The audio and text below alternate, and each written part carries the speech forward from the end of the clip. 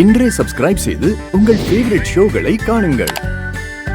சித்தார்த் இப்போ ரொம்ப பெரிய ஆபத்துல இருக்காரு.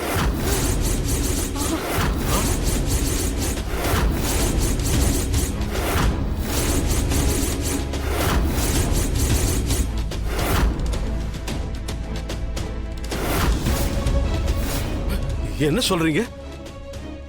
அம்மா ராணி, என்னம்மா இதெல்லாம்? நான் அப்பவே நினைச்சேன் ஏதோ தப்பா இருக்குன்னு. அம்மா, ராணிக்கே இந்த விஷயம் தெரியாது. இப்ப நான் வந்ததே பெரிய ஆபத்துல இருந்து சித்தார்த்த காப்பாத்தி கூட்டிட்டு வர்றதுக்கான மார்க்கத்தை சொல்லத்தான். சாமி, என்ன பண்ணணும்னு சொல்லுங்க.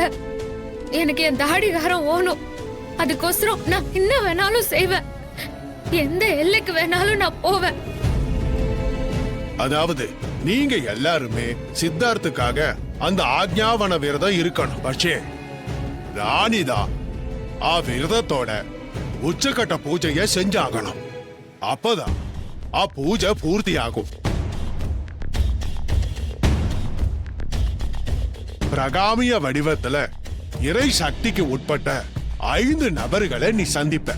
அவங்க மூலமா 5 புண்ணிய நதிகளோட தீர்த்தம் உனக்கு கிடைக்கும். அந்த தீர்த்தம் நீண்ட கைகளில் வந்தா மட்டுங்க உன்னால சித்தார்த்த காப்பாற்ற முடியும்.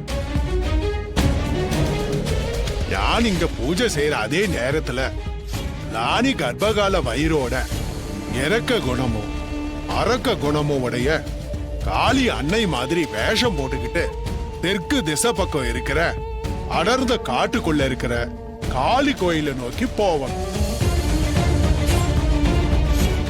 அப்படி போகும்போது வழியில இறைத்தன்மை கொண்ட 50 குழுவை அவள் சந்திப்பா. ஆனா அது அவ்வளவு சாதாரணமா நடக்காது. 50 குழுவை சந்திக்க விடாம துஷ்ட சக்திகள் அவளை தடுக்கும். நல்ல சக்திய பார்க்கும்போது ராணிக்குள்ள இருக்கிற இறக்க குணமும் துஷ்ட சக்திய பார்க்கும்போது காளி வேஷம் போட்டிருக்க அவளையும் அவளை அறியாம அவளுக்குள்ள இருக்கிற அரக்க குணம் வெளியே வந்து ஊர சம்ஹாரம் செய்யும்.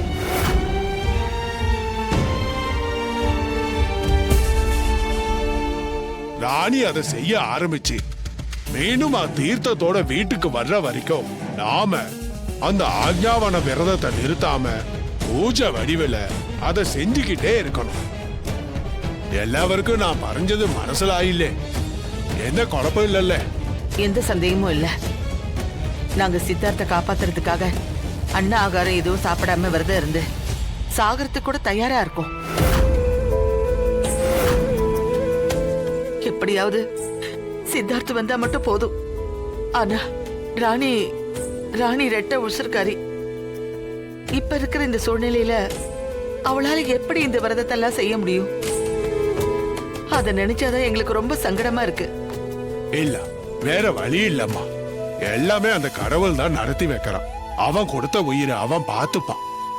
எல்லாமே நல்லபடியா நடக்கும்னு நம்புவான்.